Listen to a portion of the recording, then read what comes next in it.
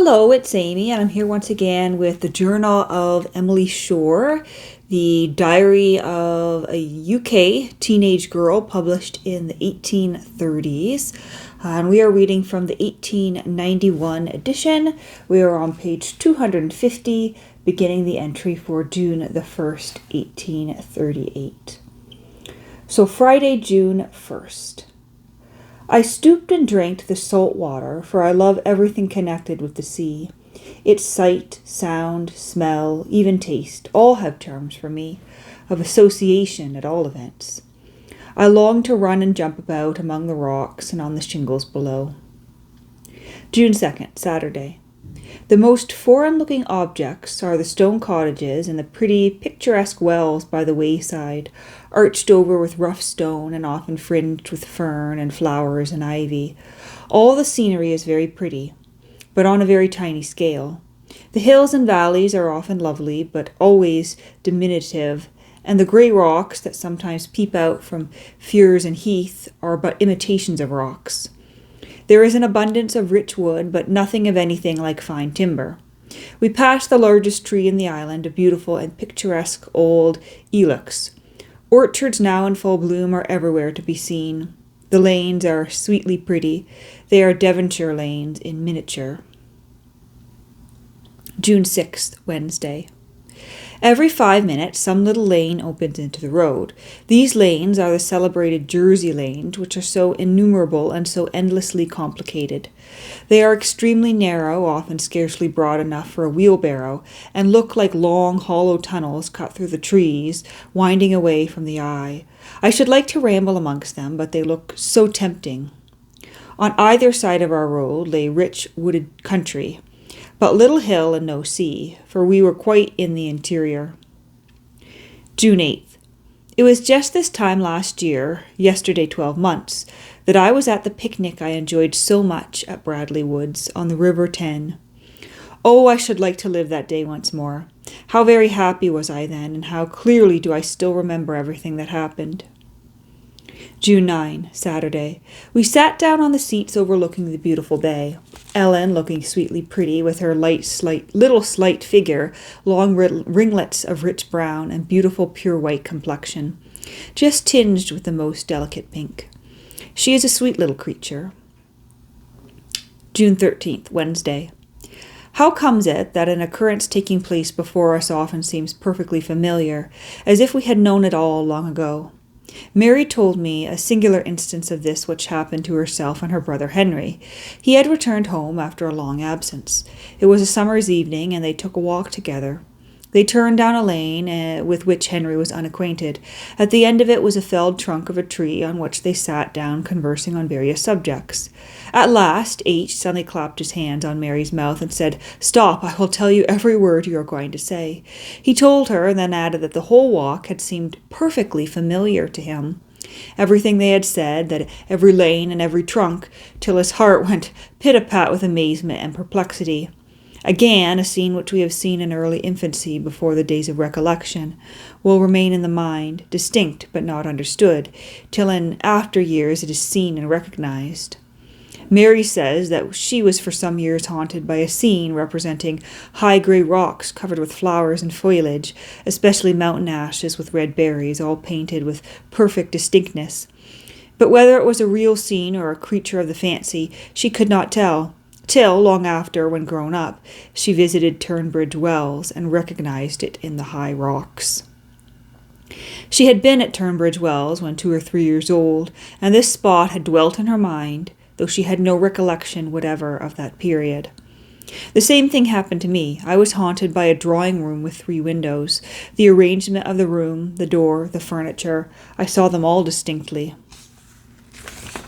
I saw myself entering, and Richard, then a year or 2 old, sitting on a footstool playing with one of my dolls. When 8 years old, I went to Bury Street at St. Edmund's, which I had left when 3 years old, and recognized the room in Mrs. Hall's house on Northgate Street. June 16th, Saturday. When we emerged from these, we saw, I have a vision of cottages and farmhouses with their picturesque arched stone wells. These we passed and began to descend a steep road with high wooded banks. Suddenly we entered a very beautiful green valley, narrow, deep, and long, and winding at every turn, the hills which enclosed its varying shape. Little narrow gorges filled with wood run down into it between the hills, and at the bottom are wild yellow flags and orchises. This is St. Mary's Valley, which is about a mile in length. It is one of the sweetest little valleys I have seen anywhere, but it is all in miniature, so that as we drove through it, it gave me the idea of fairyland. And what I could not help wondering that fairyland should not merely seem so lovely, but so striking. At the last turning of the valley, the sea burst on us, and we entered Greve de Luc, another of the little rocky coves of Jersey, which I am so fond of. St. Peter's Valley, which I would on no account have missed.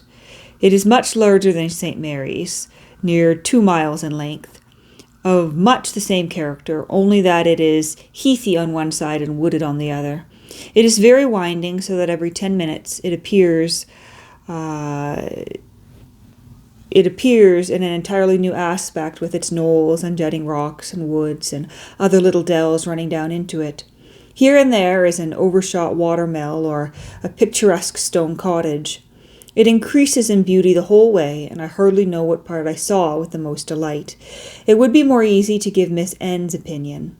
During the morning's drive, her taste had led her to give her principal attention to the bathing machines, hollow-backed cows, and starring new houses rather than staring new houses, starring new houses. And in St. Peter's Valley I heard no exclamation of rapture till we suddenly spied a potato ground deforming the pretty side of a wooded hill. This was delightful, oh, quite delightful. Really, it gave me double pleasure. June 23rd, Saturday. The drive home was by a prettier road through St. Lawrence's Valley. I do greatly admire the Jersey farmhouses. They are large, old stone buildings, frequently covered with vines, and almost always have those pretty, picturesque stone wells, which I am so fond of, arched behind and squared in front, with a stone trough before it for the cattle. They are usually covered with grass, mosses, and stone crops, sometimes with vines, and then, in the hedge banks, with fern and ivy.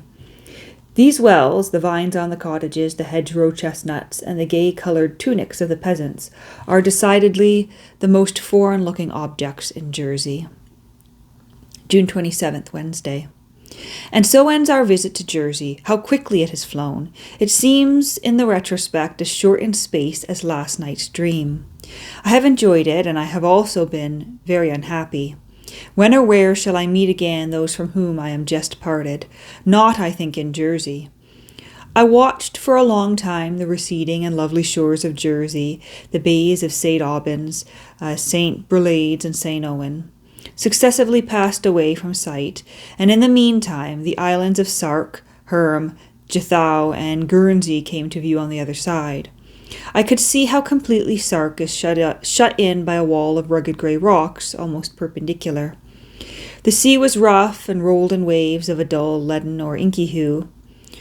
Alderney by degrees came in sight, and as the others had not yet vanished, we saw all 6 islands at once, together with a part of the French coast.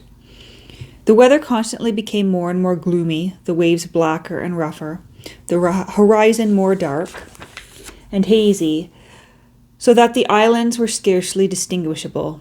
Alderney and France were still in view when we passed the Casquets, a remarkable pile of bare rock far out at sea, crowned with lighthouses.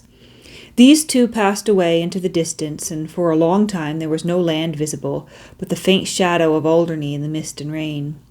Finally this too vanished, and I was delighted to find myself on the wide waste of waters, entirely out of sight of land. I was determined to see the sunset in the sea. I found that the whole heaven was covered with clouds, except a broad belt of clear yellow light along the western horizon. Into that the sun was going to descend. I saw his orb blazing with gold, emerge gradually from the clouds, and descend through a sky whose tints became every moment more glorious. Every little speck and cloud was gilded, almost too bright to look upon. It began to rain, but we could not lose so grand a sight, and stood under an umbrella with the heavy drops pattering around us. The sea, which near the vessel was an inky black, became towards the horizon a rich lilac speckled with the deepest violet. But both colours were interrupted by the long, narrowing path of light which was traced across the waters. Each black wave, as it rolled past the vessel, as soon as it reached the bright path, became crowned with golden lustre. But all the ocean on the other side of the steamer was dark grey and misty. Happening to turn my head, I saw on the opposite side of the heavens a rainbow resting on the waters. I never before saw a rainbow at sea. We remained on our seats under an awning, and when it was near 11 o'clock, and we were tired of sitting, we curled ourselves up in our cloaks at opposite ends of the seats and composed ourselves to sleep. June 28th, Thursday. I have not often passed a more sleepless night. If I ever did drop asleep, I woke directly to ask what lights they were watching and to beg the stewardess to call me as soon as we were near the Needles. This she did before 1 o'clock.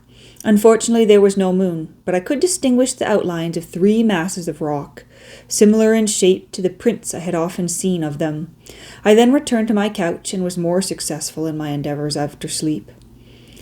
When I next woke, it was nearly 3 o'clock. We had almost reached the Southampton Pier, and the various vessels were reflected with beautiful distinctness in the calm, motionless water, silvered with the softened light that precedes the dawn. And that brings us to the end of that chapter. And in the next chapter, we'll be continuing on with July to December of 1838. So we'll leave it at that for today.